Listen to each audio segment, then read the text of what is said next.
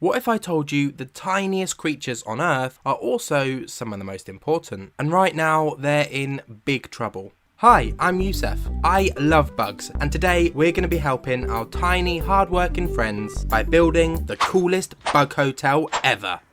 Bugs are fascinating little animals. They get overlooked all the time and people find them gross and scary and whatnot, but just look at that little alien-like face. How can you not find that adorable? And bugs don't just look cool, they actually help all other life on Earth, including our own, every single day. So yeah, they're a pretty big deal. Bugs are facing a lot of challenges right now though, so I'm on a mission to raise awareness about our creepy crawly friends and show just how special these seriously misunderstood creatures really are. I even write children's books about them. Maybe you found my channel through my book, Who Makes the World Work? Or maybe you just stumbled across it while looking for funny cat videos on the internet. Either way, welcome. Let's get into it. The term bug can be used for loads of different invertebrates that are all super important for our planet. It can include arachnids, such as spiders, that help out by eating lots of pesky pest species. It can include gastropods, such as slugs and snails, and isopods, such as woodlice, both of which act as little nature recyclers, munching up all the rotten veg and animal poop from the environment. It can include earthworms that help to keep our soil healthy for plants to grow, and of course it also includes insects, many of which are vital for pollination and provide us with lots of our food. There are thousands, if not millions, of bug species on our planet, yet despite this they're becoming more and more threatened. Climate change, pesticide use, and even light pollution are causing big problems for them. But one of the biggest threats they face is habitat loss. As we destroy their natural habitats to make space for our human things, bugs are left scrambling to find somewhere safe to live. And that's where you come in. How can we help these little creatures, I hear you ask? Well, you can build them their very own safe space to live in your garden, a space where they're sheltered from the elements and outside dangers. A bug hotel. There are many different kinds of ready-made bug hotels that you can buy, such as this one that I have in my garden, but if you don't want to spend too much money and want the excitement of making one yourself, then I'm going to show you how you can make your very own plant pot bug hotel that will be inviting all sorts of creepy crawlies into your garden in no time. Trust me, your local bugs will be lining up like it's a 5-star resort.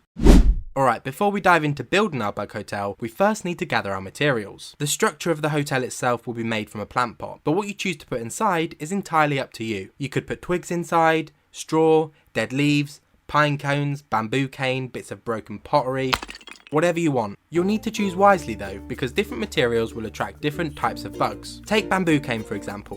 Bamboo is actually my favourite thing to use because it attracts one of the most important animals on the planet. Bees. Bees are amazing pollinators. As they zoom from flower to flower, slurping up all that delicious nectar, pollen sticks to their legs, kinda like nature's version of Velcro, and gets a free ride to the next flower. This helps plants to reproduce, and it means that bees, amongst many other pollinating insects, are responsible for almost all of the plant life on Earth, including lots of the food that we eat. So no pressure there, bees. Now, you might be aware that bees, such as the honeybee, live in huge colonies made up of a queen and tens of thousands of workers. This type of communal living is called eusociality. But did you know that most species of bee are actually solitary? Yep, out of the 270 bee species in Britain, only about 20 are eusocial. The rest of them live totally solo. No hive, no queen, no drama. When the time comes for a female solitary bee to lay her eggs, she'll look for a nice cozy tube-shaped place, and this is where our bamboo cane comes in. The female bee will crawl down the tube, lay a single egg on a pile of pollen that will be a snack for the baby bee when it hatches, and then she seals it shut with a special mix of mud and her own saliva. Kinda like making a cake, but way grosser. She'll repeat this all the way down the length of the tube, creating these cozy little chambers for her babies. The larvae hatch, eat the pollen, turn into adult bees, and then chew their way out into the big wide world. Imagine having to eat through your own front door just to get outside. Crazy. Solitary bees are struggling right now and becoming more and more threatened, which is a real shame, especially because they're such good pollinators, even more so than the classic honeybee. So if you want to turn your garden into a giant bee magnet, and why wouldn't you, they are adorable, then be sure to include some bamboo cane in your bug hotel. Anyway, let's get into it. It's time to gather our materials. First things first, it's probably no surprise that I'm going to be using bamboo. Bamboo cane is often used by gardeners to grow plants up, so maybe you have some laying around your garden, but if not, you can always buy some, or do what I did and steal your mum's favourite wind chime. Wouldn't actually advise that, she's still not talking to me, but you got to do what you got to do for the bees. Next up, I'm going to be using some pine cones. Autumn is probably the best time to go foraging for these, but keep an eye out when you're out and about because you can often find them scattered about on a woodland floor. Just make sure you leave enough around for the local wildlife too. Woodlands are also a great place to find our next material, dead leaves. I just found some in the garden though. And then of course you're also going to need a plant pot. And if it's a windy day for you like it is for me, then, well, yeah, good luck. First up, we need to cut our bamboo down to size. And for this, we're going to need a saw. I raided my dad's workshop, which might look a bit of a mess, and it is, but he's got everything you could ever need, including, it turns out, a literal kitchen sink, which he claims he might need someday. Oh, God. Since this part of the process involves using a saw, it can be quite dangerous, so it's super important that you get an adult to help you and you don't attempt to do this bit by yourself. But I am an adult, so here goes nothing.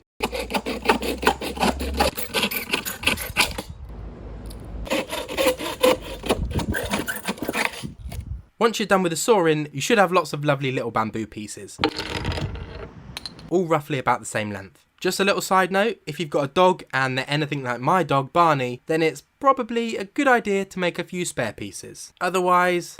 Oh, Barney, no.